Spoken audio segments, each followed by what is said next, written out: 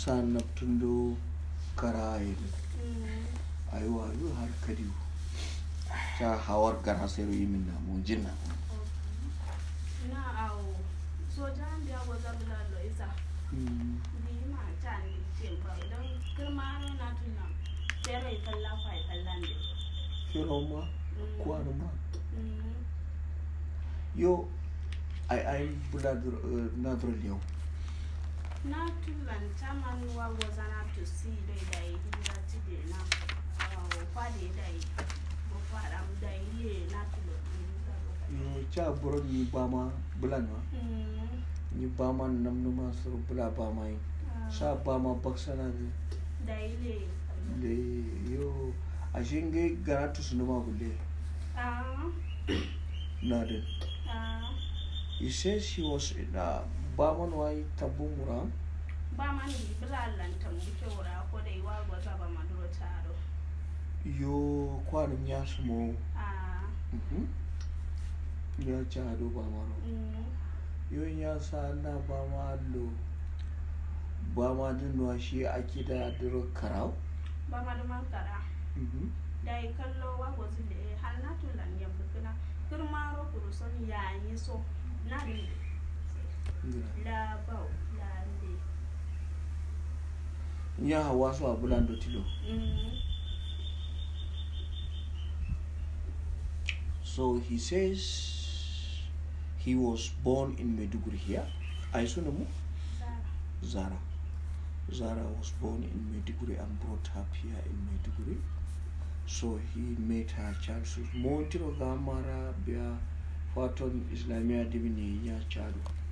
Uda Mont so Bama Dina? Na Kanya come Kwame Smo Bama Sadi. Montiro Gafi Chaman Islamia. He says I haven't went to school, I'm here. Banum Dusanya yesterday. Yes, so we are here in Maiduguri. So my husband married me, we went to Bama. So we're in Bama like this sitting, so my husband became a member. So when he became a member, we stayed in Bama, so we made our life in Bama.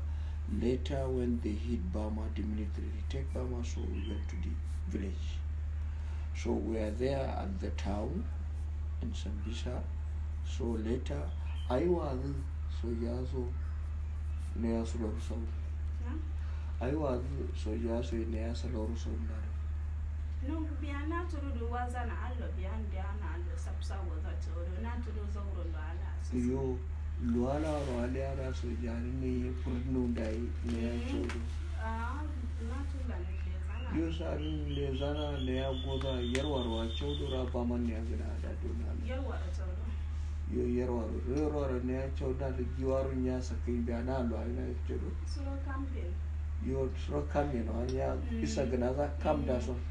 Away and dad would put us in. You, so how was I so he says when they brought me, we are in Sambisa, so the military attacked the place.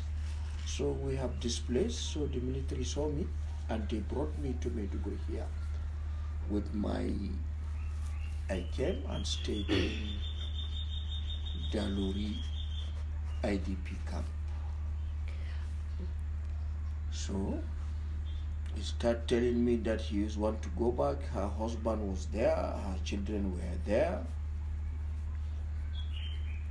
So nobody with him here. When did this happen? That the military captured her and took her back? Some muscles were letting go, Kashin Bula Lokashere Ghana to Sunoma.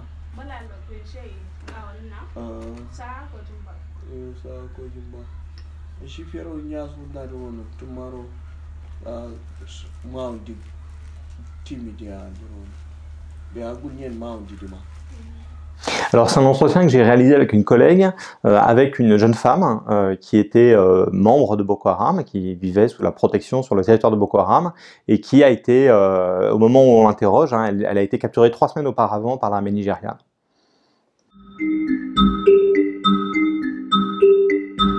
Donc une grande partie des gens qui sont ramassés par l'armée ou qui s'échappent de Boko Haram, hein, au début, les autorités ne savaient pas trop quoi en faire, mais maintenant ils sont en train de les libérer, en fait, ils les transfèrent dans des camps déplacés autour de Maïdougouri, donc la capitale de l'état de Borno, qui est la zone du Nigeria où Boko Haram vraiment est présent.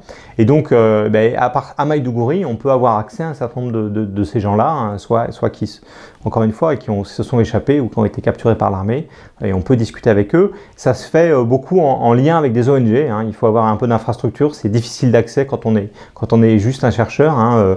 C'est un petit peu compliqué, il y a des questions de sécurité.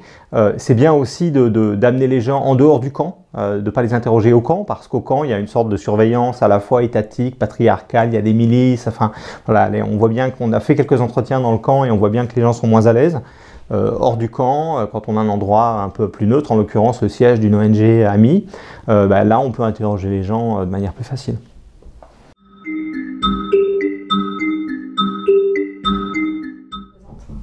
Alors, sur Boko Haram, jusqu'à présent, on a beaucoup travaillé d'un peu loin, au fond. Soit en travaillant un peu sur des données macro-sociologiques, macro-historiques, ou en travaillant, par exemple, sur une sorte d'analyse un peu statistique sur les incidents, quel type d'incident il y a, à quel moment, est-ce qu'il y en a plus, est-ce qu'il y en a moins, etc. En travaillant sur les bilans. En travaillant aussi beaucoup sur les vidéos de propagande, les textes de propagande, tous les éléments de doctrine. Il y a un petit peu de littérature interne, hein, de documentation interne à Boko Haram qui est disponible, mais pas grand-chose. Et au fond, maintenant, on a accès à des gens qui ont vécu Boko Haram par le bas. Hein, toutes ces personnes qui, petit à petit, soit s'échappent des territoires Boko Haram, soit qui sont capturées par l'armée. Et puis, en fait, on a un accès qui s'est ouvert et donc on peut leur parler pour avoir un peu une capacité pour essayer de comprendre Boko Haram par le bas. Quand on pense à la question des femmes dans Boko Haram, on pense évidemment beaucoup à ces sortes de stéréotypes un peu très influents dans le regard occidental, hein. C'est les filles de Chibok, les jeunes filles enlevées dans leur lycée par Boko Haram, et puis ensuite ces jeunes femmes peut-être droguées, peut-être manipulées, hein, que Boko Haram envoie, ou que certaines factions de Boko Haram envoient à la mort avec des charges explosives. Et en fait, dans un entretien comme ça, on découvre au fond une autre dimension du rapport, d'un certain type de femme à l'organisation. Elle, en l'occurrence, cette jeune femme, c'est quelqu'un qui était marié à un homme qui est devenu un militant de Boko Haram, et elle l'a suivi. Alors, au fond, par adhésion un peu à son mari, hein. On est dans une société très patriarcale, et donc elle le suit en tant qu'épouse, mais en même temps, on voit bien dans la discussion qu'elle partage des valeurs de Boko Haram et qu'elle est assez positive au fond, hein, dans ce qu'elle raconte de l'expérience de vivre dans des territoires contrôlés par Boko Haram le temps qu'elle l'a fait. Au fond, c'était plutôt une chose positive pour elle, et on sent une adhésion qui persiste à Boko Haram. C'est quand on est la femme d'un combattant, on bénéficie des butins de guerre que Boko Haram rapporte, et donc elle parle un peu de ces questions-là, hein, des biens que son compagnon ramène. Lui-même, il a une petite boutique où il fait commerce de la part du pillage qui lui revient. Et donc, on est dans une zone qui est une zone assez pauvre, hein, une zone avec des gens qui sont des ruraux profonds, des gens qui vivent vraiment très enclavés dans les campagnes, avec pas forcément beaucoup d'accès au marché, et au fond, voilà, avec Boko Haram, on a des opportunités de revenus qui sont non négligeables. Et puis il y a la question de l'accès à l'école, hein, l'accès au savoir islamique. C'est quelque chose dont les femmes enfin, l'accès des femmes à ça est pas très facile, et la participation à Boko Haram, pour ces femmes-là, c'est aussi accéder à ce type de ressources. Alors, dans d'autres entretiens, il y a encore d'autres éléments qui peuvent sortir, par exemple, cette pratique de la séclusion, hein, le fait que les femmes restent à la maison, les bonnes musulmanes en tout cas, restent à la maison chez Boko Haram. Il y a des femmes, on peut considérer ça, nous, comme une limite, mais pour beaucoup de femmes, c'est pas désagréable, parce qu'au fond, ça veut dire qu'on va pas faire les travaux des champs, et on reste chez soi tranquillement. On peut faire la cuisine, du commerce, on peut préparer des produits, faire de la transformation, mais on n'est pas exposé à ces travaux extrêmement durs qui sont les travaux agricoles en Afrique de l'Ouest.